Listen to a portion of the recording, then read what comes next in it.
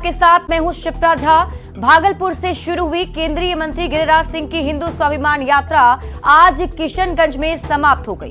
किशनगंज में गिरिराज सिंह ने हिंदुओं से हर मंगलवार और शनिवार को मंदिर में जाने की अपील की। साथ ही सड़क पर हनुमान चालीसा के पाठ का भी नजारा दिखा। 5 जिलों से होकर गुजरने वाली ये यात्रा कई वजह से सुर्खियों में भी रही। ये रिपोर्ट देखिए। तुम्हारी तेज समारो।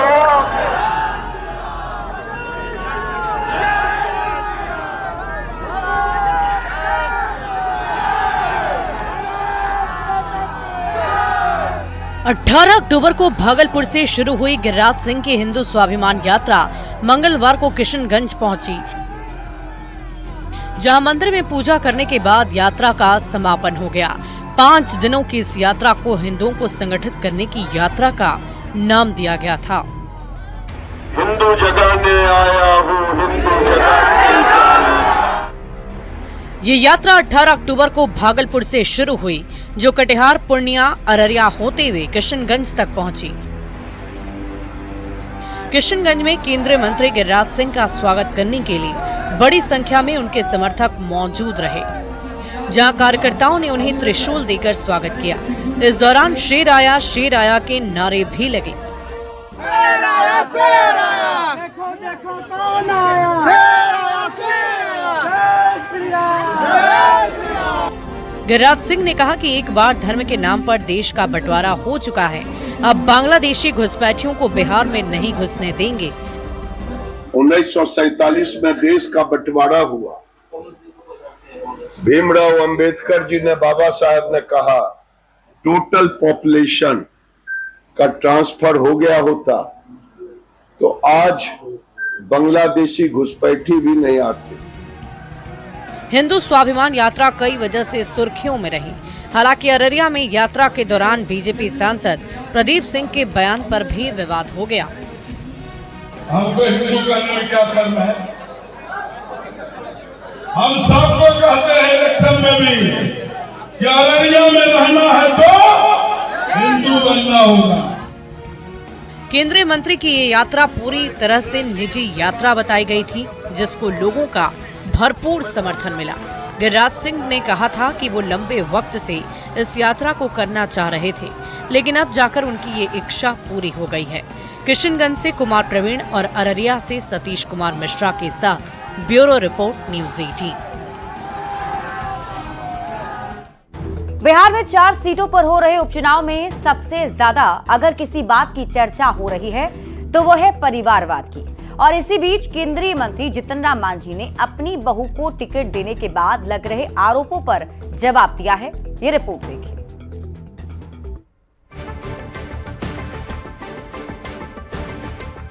इमामगंज से केंद्रीय मंत्री जितन राम मांझी ने अपनी बहू दीपा मांझी को उम्मीदवार बनाया, जिसके बाद विपक्ष परिवारवाद को लेकर केंद्रीय मंत्री पर हमलावर हो गया। परिवारवाद को लेकर शुरू हुए आरोप प्रत्यारोप के बीच जितन राम मांझी ने विरोधियों को करारा जवाब दिया है। सोशल मीडिया साइट एक्स पर पोस्ट करके लिखा, मेरे मुख्यमंत्री बनने से पहले दीपा जिला परिषद की सदस्य निर्वाचित हो चुकी थी और संतोष कुमार सुमन के एमएलसी या मंत्री बनने से पहले दीपा कुमारी पूरी तरह से राजनीति में सक्रिय थी। जब भी विपक्ष ने किसी महिला को आगे करके हमारे एनडीए गठबंधन के नेताओं को घेरने की कोशिश की, दीपा ने उन्हें मुंहतोड़ जवाब दिया। ऐसी है समाज में अलख जगाने वाली दीपा। अब इसके बावजूद भी यदि कोई दीपा का नाम लेकर मेरे ऊपर परिवारवाद का आरोप लगा रहे हैं तो वो उनकी विकृत मानसिकता को दर्शाता है। जितन राम मांझी ने कहा कि दूसरों पर आरोप लगाने से पहले आरजेडी को पहले अपने गिरेबान में झांककर देख लेना चाहिए। उनको लालू जी का याद नहीं आता है क्या? उनको मुलायम सिंह यादव का याद आती है कि नहीं? उनको जगता बाबू की बात याद आती नहीं कि जो उनका बेटा एक और सांसद हैं और एक और विधानसभा में लड़ रहे हैं, टिकट मिला उनको? तो सिर्फ अगर वो कहते हैं तो अपने भी तो देखना चाहिए, उतना तो हमारा नहीं है। परिवारवाद के आरोप के बीच प्रशांत किशोर ने 4 सीटों पर सोशल इंजीनियरिंग के तहत उम्मीदवारों का ऐलान किया है। तरारी से सवर्ण समाज के एसके सिंह को उम्मीदवार बनाया। रामगढ़ से ओबीसी समाज के सुशील कुशवाहा को मैदान में उतारा। बेलागंज से मुस्लिम उम्मीदवार प्रोफेसर खिलाफत हुसैन को टिकट दिया। इमामगंज से दलित समाज के डॉक्टर जितेंद्र पासवान को टिकट दिया। 4 सीटों पर टिकट बंटवारे में सभी दलों ने परिवारवाद का पूरा ख्याल रखा है, लेकिन परिवारवाद का आरोप सभी एक दूसरे पर लगा रहे हैं। ऐसे में देखना होगा कि आरोप प्रत्यारोप के बीच जनता किस पर भरोसा जताती है। Bureau report, news 18। JDU MLC Neeraj Kumar के नेतृत्व में जेडीयू के सभी प्रवक्ताओं ने निर्वाचन आयोग पहुंचकर नेता प्रतिपक्ष तेजस्वी यादव के खिलाफ ज्ञापन सौंपा है। जेडीयू प्रतिनिधि मंडल ने तेजस्वी यादव पर सैलरी घोटाले का आरोप लगाया। नीरज कुमार ने कहा कि तेजस्वी यादव ने वेतन घोटाला किया है। इसके लिए 700 पेज का दस्तावेज चुनाव आयोग को सौंपा गया है।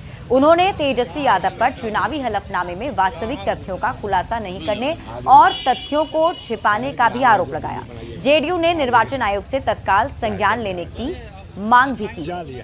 निर्वाचन आयुक्त पटना से हमारी पार्टी के प्रवक्तागण एवं माननीय अनिल हेगड़े जी हम लोग मिले और मिल करके यह बताया कि विधानसभा में विपक्ष के नेता ने इनकम घोटाला किया है और उसके साक्ष्य और दस्तावेज कार्यालय को समर्पित किया और ज्ञापन के माध्यम से यह बताया कि चुनावी हलफनामे में वास्तविक तथ्यों का खुलासा न करना अनुचित प्रभाव और भ्रष्ट आचरण के परिणाम के बराबर होगा।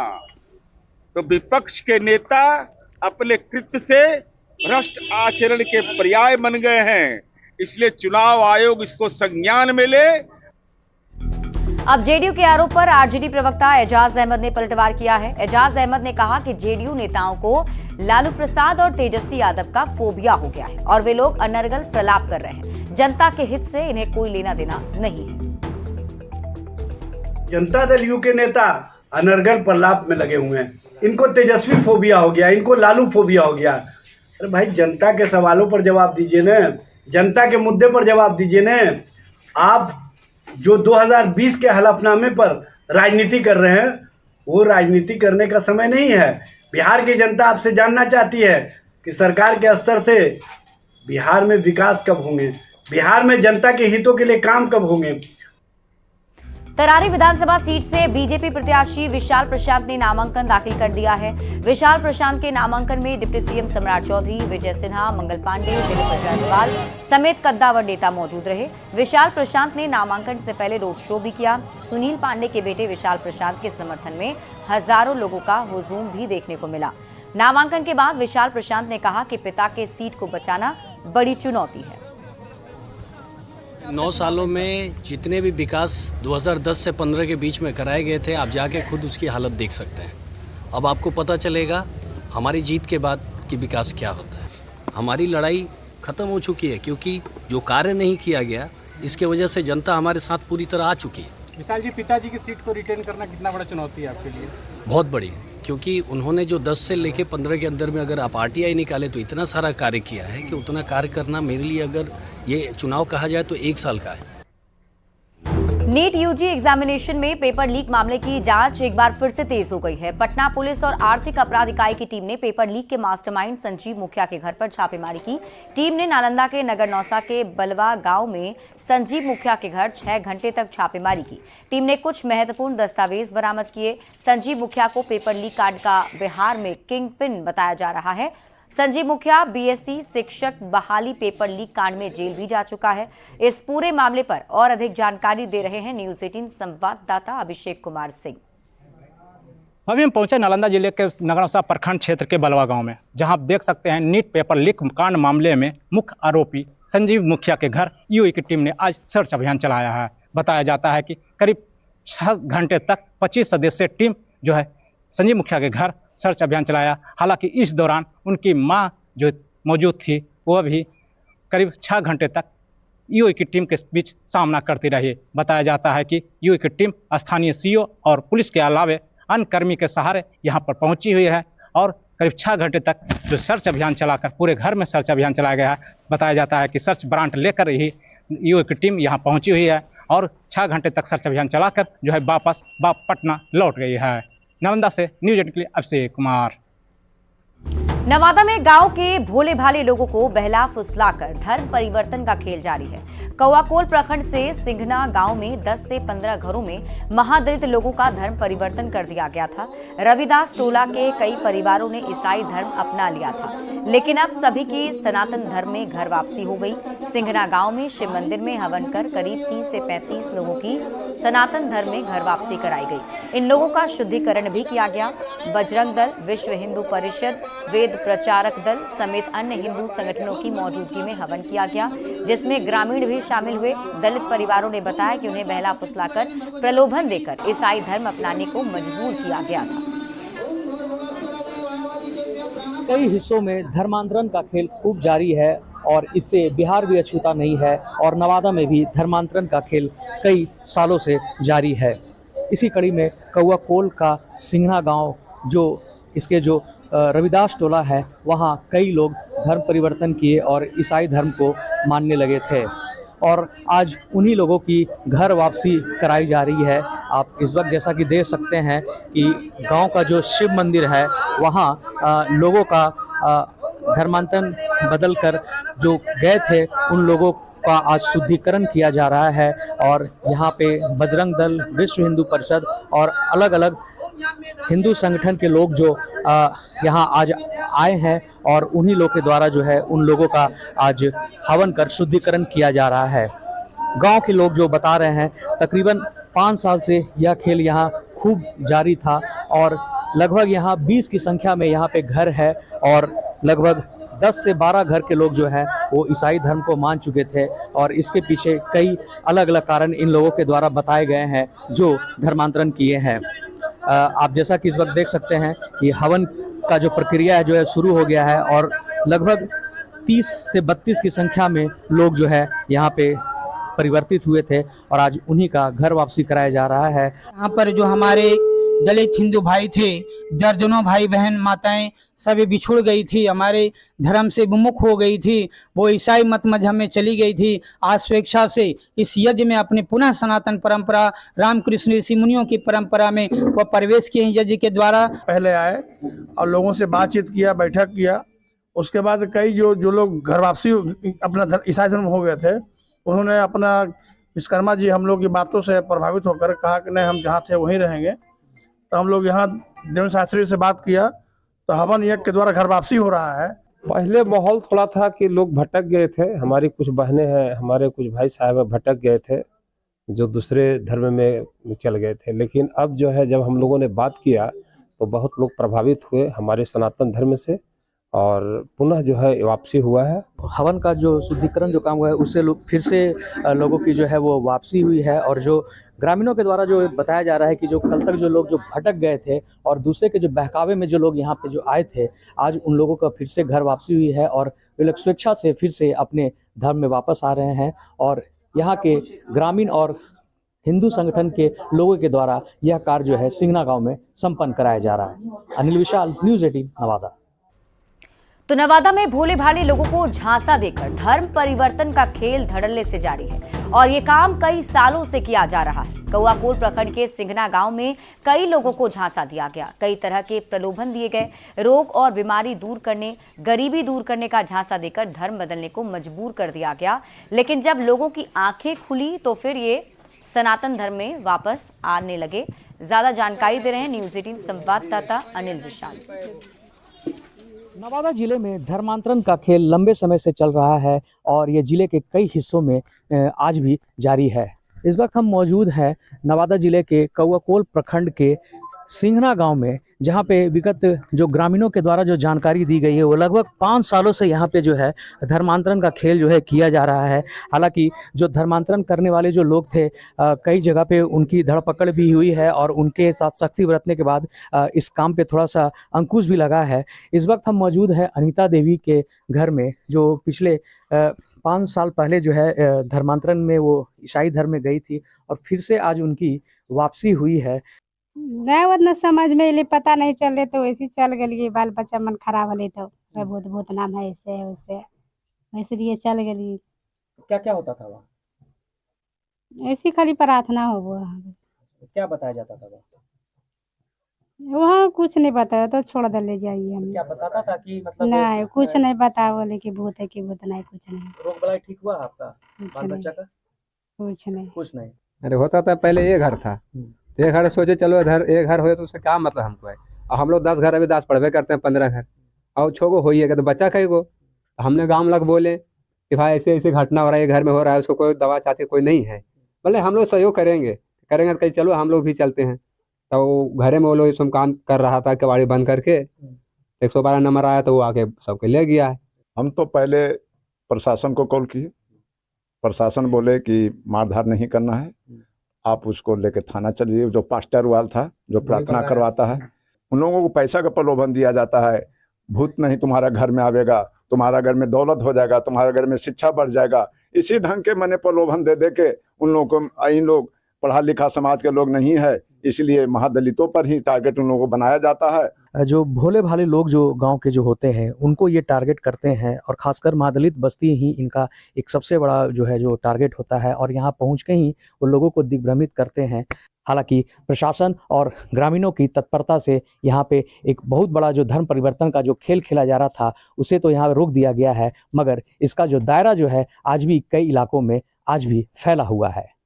अब देखना होगा उन इलाकों में इस प्रकार के जो इनिशिएटिव उठाए गए थे, क्या उन इलाकों में भी लोग इसी प्रकार से सामने आकर इसे रोकने का काम करते हैं या नहीं। अनिल विशाल, न्यूज़ 18 नवादा। और इस बीच आपको बड़ी खबर बता दें, झारखंड में प्रचार करेंगे सीएम नीतीश कुमार। बड़ी खबर आपको बता रहे हैं, झारखंड विधानसभा चुनाव से जुड़ी हुई मुख्यमंत्री नीतीश कुमार झारखंड जाएंगे और चुनाव प्रचार करेंगे। एनडीए के पक्ष में वोट की अपील की जाएगी मुख्यमंत्री की तरफ से। देखिए, झारखंड में विधानसभा का चुनाव होना है और ऐसे में एनडीए की तरफ से प्रचार करने के लिए मुख्यमंत्री नीतीश कुमार झारखंड जाने वाले हैं। एनडीए लाइंस की बात करें तो जेडीयू के कोटे में 2 सीटें आई हैं और जेडीयू इन दोनों सीटों पर भी चुनाव प्रचार करेगा और साथ ही एनडीए की जीत सुनिश्चित हो, इसको लेकर मुख्यमंत्री नीतीश कुमार कई जगह चुनाव प्रचार करने वाले हैं। तो अब एक एक करके प्रचार करने की सूची भी अब जारी की जा रही है, क्योंकि लगातार चुनाव प्रचार के जरिए जो लोग हैं उन्हें अपने पक्ष में करने की कोशिश होगी। मंत्री विजय चौधरी ने इस बात की जानकारी दी है, उनकी तरफ से बताया क्या है कि सीएम नीतीश कुमार झारखंड जाएंगे और झारखंड में प्रचार करेंगे। न्यूज़ 18 संवाददाता आनंद अमृतराज अधिक जानकारी के साथ जुड़ गए हैं। आनंद, मुख्यमंत्री प्रचार करने वाले हैं, जाहिर सी बात है एनडीए के पक्ष में वोट की अपील होगी, क्या कोई डेट भी निर्धारित किया गया है, कब सीएम जाएंगे? देखिए, डेट अभी निर्धारित नहीं हुआ है, लेकिन नीतीश कुमार झारखंड के चुनाव में जहाँ पे एनडीए के सहयोगी तौर पे जेडीयू भी लड़ रही है, वो चुनाव प्रचार करने जाएंगे। और विजय चौधरी ने जानकारी देते हुए बताया कि नीतीश कुमार को झारखंड में चुनाव प्रचार के लिए एनडीए के जो भी गठबंधन के घटक दल हैं, तमाम लोग आग्रह कर रहे थे और बहुत जल्द नीतीश कुमार अपनी सुविधा के अनुसार वहाँ पे चुनाव प्रचार करने भी जाएंगे। चूंकि जेडीयू के 2 उम्मीदवार भी वहाँ झारखंड में चुनाव लड़ रहे हैं, तो जाहिर सी बात है नीतीश कुमार के चुनाव प्रचार करने से एनडीए को एक बड़ी राहत मिलेगी। और नीतीश कुमार का अपना जनाधार भी है, क्योंकि बिहार और झारखंड दोनों सटे हुए राज्य हैं और ऐसे में नीतीश कुमार का प्रभाव जितना बिहार में उतना ही झारखंड में भी होगा, ये एनडीए नेताओं को उम्मीद है। तो जाहिर सी बात है विजय चौधरी ने जो जानकारी दी उसके मुताबिक नीतीश कुमार का जो सुविधा के अनुसार, नीतीश कुमार की सुविधा के अनुसार वहाँ पे उनके चुनाव प्रचार का कार्यक्रम लगेगा और नीतीश कुमार झारखंड में चुनाव प्रचार करने जाएंगे।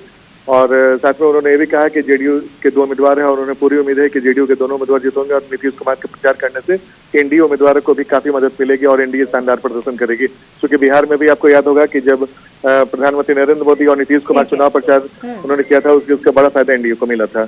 ठीक है आनंद, आप इस खबर पर नजर बनाए रखिए, शुक्रिया इस अपडेट के लिए। बढ़ते हैं आगे और देखिए, आज मुख्यमंत्री नीतीश कुमार की कैबिनेट की बैठक हुई और इस बैठक में 25 एजेंडे पर मुहर भी लगी। पटना मोइनुल हक स्टेडियम पर भी बहुत बड़ा फैसला इस कैबिनेट की बैठक में लिया गया। नीतीश कैबिनेट ने मोइनुल हक स्टेडियम के पुनर्निर्माण के लिए बीसीसीआई के बिहार की संबद्धता प्राप्त संस्थानों को दीर्घकालिक लीज पर सौंपने के लिए एमओयू किए जाने पर मुहर लगा दिया। मोइनुल हक स्टेडियम में अब राष्ट्रीय और अंतर्राष्ट्रीय मैच करवाए जाने की तैयारी है। स्टेडियम के बगल में 5 स्टार होटल के समकक्ष होटल का निर्माण भी किया जाएगा। 40,000 क्षमता का स्टेडियम बनाया जाएगा। सारा खर्चा बीसीसीआई करेगी।